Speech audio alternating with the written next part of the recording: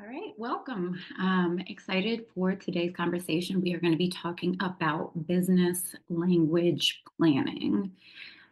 So, a good place to get started is the agenda.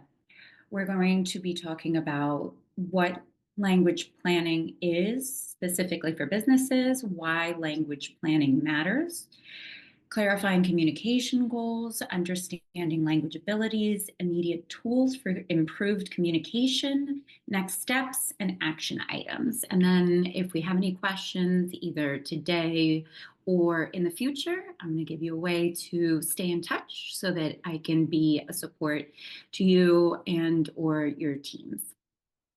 So if we're talking about language planning, it's best that we start from a place of what is language planning and specifically what is language planning for businesses. So, language planning is essentially an intentional process of deciding how we use language within our organization and tie it to strategic goals. So, this includes decisions around communication, customer engagement, marketing, hiring, training, all based on language, specifically for the employees and the target audiences. So, an example of this would be if a US based health clinic serves a large Spanish speaking population as part of its language planning, it could hire bilingual staff, translate intake forms, train employees specifically on culturally appropriate language use, and then set policies to ensure Spanish speaking patients receive care. This approach essentially helps to avoid miscommunications, increase trust, and improve service outcomes. So that's an example of what it could look like, but that's an example of many. And so we're thinking about what is language and how are we using it within our organizations, and then how do we strategize around the language. But why does this even matter? Why are we even thinking about language planning in the first place? You might say to yourself, I don't necessarily have a Spanish speaking population, or you might not directly see the opportunities for strategizing around language immediately. So it's really important that we start to think about language more holistically, because language is that in the background element that we're always using. So especially if we are coming from a monolingual lens, we only know one language or we mostly use one language, we might not be thinking about how we can elevate multilingualism or different languages in order to increase opportunity.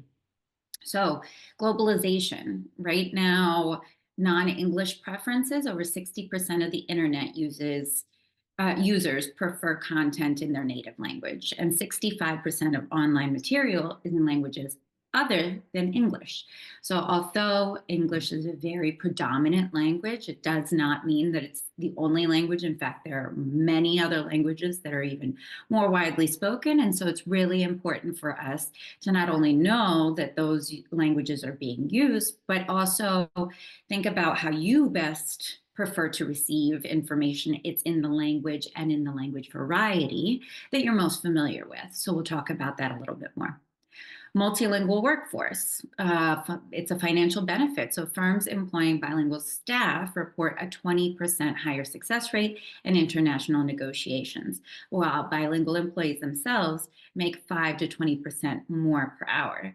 So there's a lot of opportunity for financial benefit. But we also need to be very mindful of how we're using our multilingual workforce, because there is often a tendency to look at your multilingual resources within your organization and maybe overextend them. So we'll talk more about that as well. Multilingual audience, so sales impact, 72.4% of the consumers are more likely to purchase products described in their home language. And market expansion, bilingual staff enable companies to reach new markets. So you might say to yourself, well, there's not necessarily a high speaking population of, let's say, Spanish or Mandarin or Japanese, any of the languages, but it actually might be that you're just not seeing the opportunity because you're coming through that lens of prioritizing English. So we'll think more about how you can expand your markets by thinking more through the lens of language. And then language expertise, competitive advantage. So multilingual teams reduce misunderstandings and speed up project delivery and enhance collaboration with international partners, but also with local partners. Those skill sets of cross cultural and cross linguistic collaboration is an asset that essentially makes you more agile within the workspace. So, there are many reasons that we're going to want to think through the lens of language, and that is why language planning is really key for a business. So, a good place to start in terms of thinking about language planning is through clarifying your communication goals. So, going back to what we just thought about and the benefits of language, you might say to yourself, okay, I want to increase cross linguistic collaboration, cross-cultural collaboration. I might want to increase productivity. I might want to increase my audience engagement, expand to new markets, or increase revenue, again, through the expansion of new markets. So once we know what our goals are, we need to start thinking about what are the language abilities and what are the language preferences. Because it's one thing to understand that your either team or your audience can speak a language. But the reality is that if you choose to speak in the language that the audience prefers, that they'll be more receptive to whatever your product or your service is.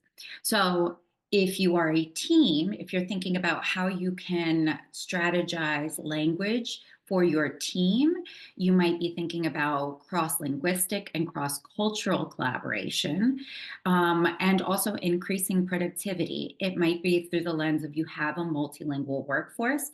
And it's really important to think about multilingualism not just in the big umbrellas of languages. For example, Spanish versus English. But in those big umbrellas of languages, you also have a lot of language varieties. So thinking about the different countries, the different regions where that language is spoken. So even if, for example, you say to yourself, I have a predominantly English speaking community or workforce, you might still want to think about how language is a part of your plan and your strategy, because somebody on the East Coast versus somebody on the West Coast versus somebody in the South, they're all going to have different ways of communicating, different ways of expressing certain things. And so it's just really important that we're thinking about language strategically. It'll increase collaboration, and through increasing collaboration and having these conversations that you might not normally have around language, you can increase connection and productivity. And then audience, when we're thinking about how are not only our team connecting through language, but also how is our team and our business and our organization connecting with the audience that we either think is our target audience or could potentially be our target audience. So how are we increasing audience engagement and then potentially increasing revenue or impact if you are a nonprofit? So once you have an idea of what your goal is with language and who you're trying to specifically target in terms of the language strategy, so is it your team, is it your audience, is it both? Then you're also going to want to think about considerations for instructors and translators. So it's not so as simple as to say, for example, am I learning a new language, but are you learning a certain variety of language? So which languages or language varieties are relevant to your team and audience? This one is a really big one because, for example, going back to the example that we gave at the beginning, if you recognize that you have a high Spanish speaking population and you want to service that high Spanish speaking population, it's really important that as closely as you can, you understand what country and what region they come from, because it's not going to maximize your effort or your team's effort or even the bang for your buck if you are learning Spain Spanish varieties versus you're servicing a Central American audience. So the more that you can think about which languages and which language varieties are relevant to your specific team, the more that not only are you strategizing, but you're maximizing your language plan and you're maximizing your language strategy. What internal resources are currently available to support your language access? And so that might be what translation tools are already readily available to you and that you've already budgeted for, what team members are multilingual and can potentially support either the internal training or translation or the work with the audience that you're targeting. But the caveat for that one, what internal resources are currently available, is going to go back to that first bullet. What limitations or gaps exist within those resources? It is often a missed opportunity for organizations to essentially heavily rely on that multilingual population, that multilingual workforce, and overextend them. In addition to the fact that translation is not as simple as saying, oh, you speak that language? Oh, okay, then we need support in terms of translating this formal document. Somebody who speaks the language and is very confident and proficient in social language is not necessarily going to have the tools in order to confidently and effectively translate official documents in a specialized language. For example, legal Spanish or healthcare in Mandarin. So it's really important to not only identify, yes, you're going to potentially have internal resources, but what potential limitations or gaps exist within those resources. That will help you hopefully identify the opportunities for those instructors or those translators to bridge the gap, but also maximize the resources that you have in-house. How can we implement the language plan in phases to ensure steady iterative progress? So ideally, and especially as we mentioned at the very beginning, the world is very global, multilingual, and it would be ideal to have all of our products and services and our communication in all of the languages.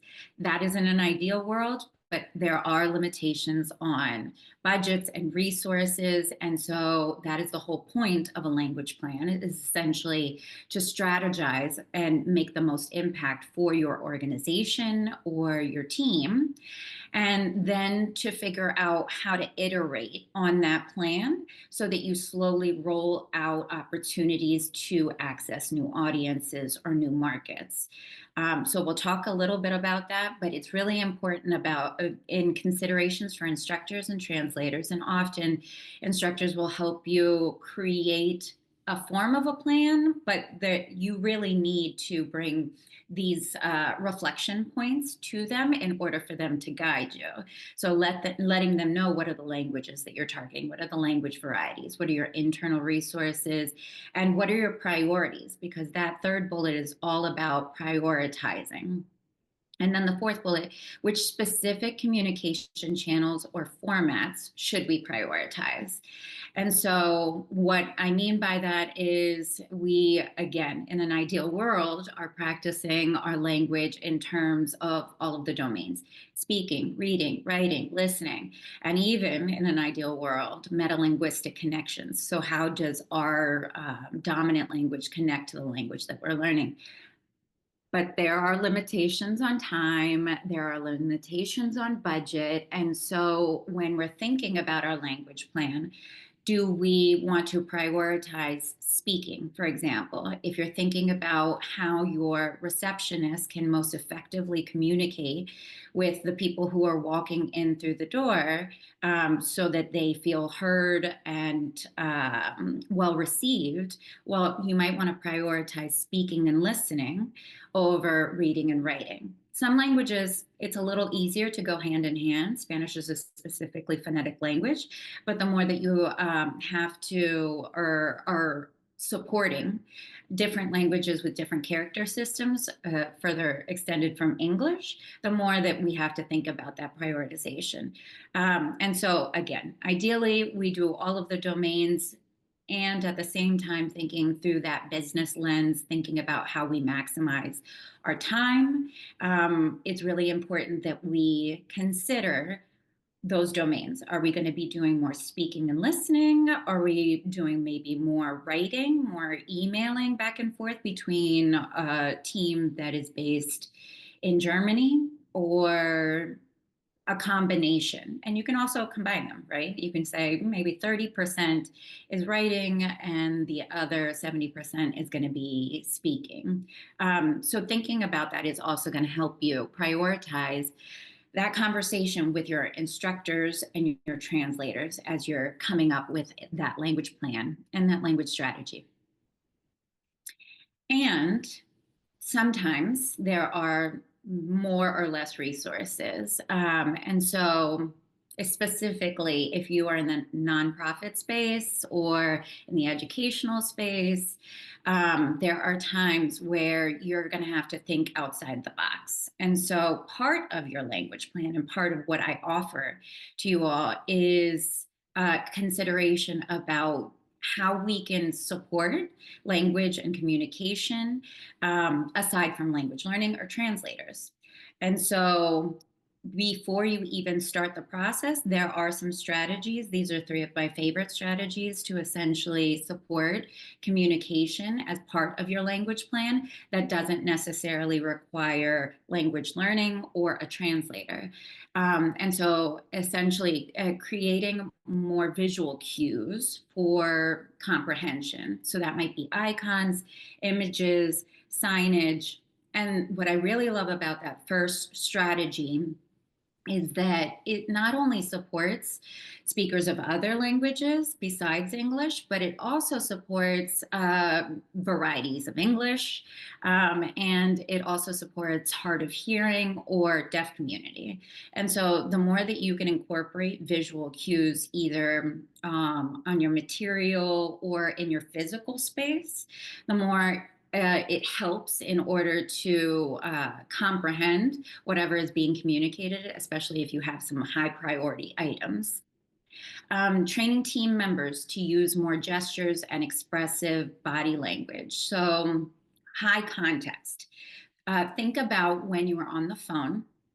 That is low context, right? You only have what you're listening to.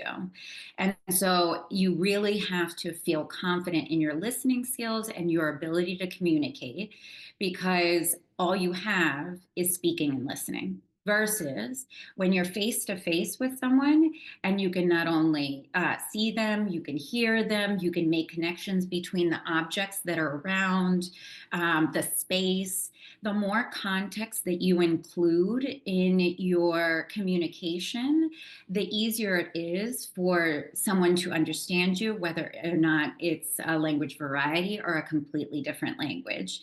So, as you're thinking about your team and strategies that you can use in order to communicate with either a multilingual audience or an audience that, again, might be hard of hearing or deaf, you might want to think about what physical expressions of language can you start to incorporate in order to create more context so that the person who is trying to receive that communication has more clues to understand you or your team.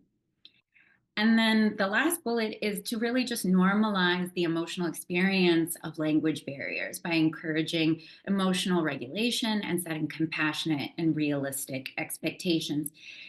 And so, what I mean by that is it is um, it is emotion filled. Communication is emotion filled because everyone wants to just be understood, and the higher immediacy of the need to be understood. For example, if you're in a healthcare setting or in a legal setting, then the more that your emotions are kind of ramped up. And so, understanding that the other person that you're communicating is also in an emotional state, sometimes we need to remind ourselves to really take a beat and use those tools that we spoke about at the beginning, incorporating more visual cues, using more gestures.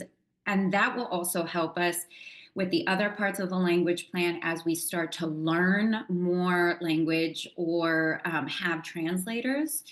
Then it'll help us to essentially use those tools, because anybody who's kind of started learning a new language knows that even if you have practiced the language, when you're actually on the spot, your nerves kind of get the best of you. And so normalizing the emotional experience, letting the person know that you're trying, even having a simple phrase, welcome, like greetings and farewells, or yeah, a sorry, I don't speak this language, especially if you know you're going to meet more people from that linguistic background. It'll help you kind of create a connection and hopefully demonstrate a sense of compassion so that you can move to the next step of trying to use those gestures and those body language in order to communicate. So a review of the steps that we've talked about up until this point is essentially defining the language goal. Who are you trying to work with? Is it your team? Is it the audience? Is it a combination? Analyzing language ability, review available tools, resources, and support. Identify immediate strategies, those ones that we just spoke about. What can you do immediately in order to create ease and connection? And creating a language plan. And so another example, so thinking again about how to put this all into practice, is language planning for a tech company. So you're developing a clear strategy, and you're not only thinking about products, customer support, internal operations, global marketing, you're thinking about your multilingual team, but you're also thinking about your international users. So this is what I meant about it could be a combination of how are you supporting this multilingual international team to connect and increase productivity, but also expanding your market by looking at more international users. So a software company expands from Latin America into Latin America and Southeast Asia, and a part of its language plan is to localize its app. So that means using more languages in order to access those geographical points. Sets up multilingual customer support. So making sure that you not only have the team members, but those team members feel confident and comfortable speaking to each other in those different languages or in one common language. Updating developer documentation to include English and translation. So again, how are we creating access for the different team members? And then training engineers and UX designers.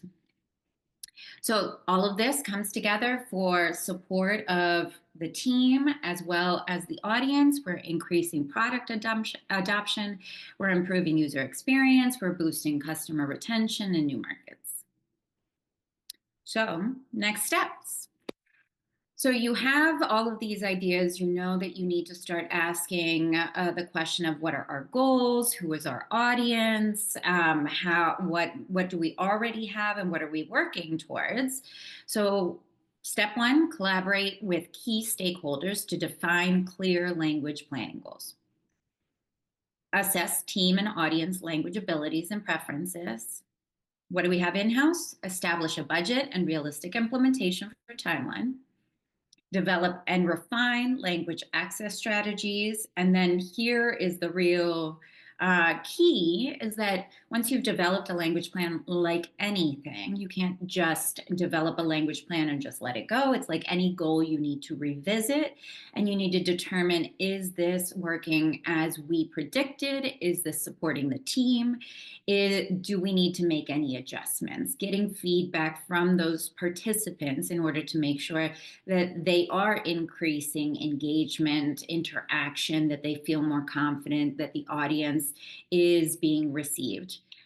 So that last bullet of monitoring and evaluating the effectiveness of language initiatives is really key.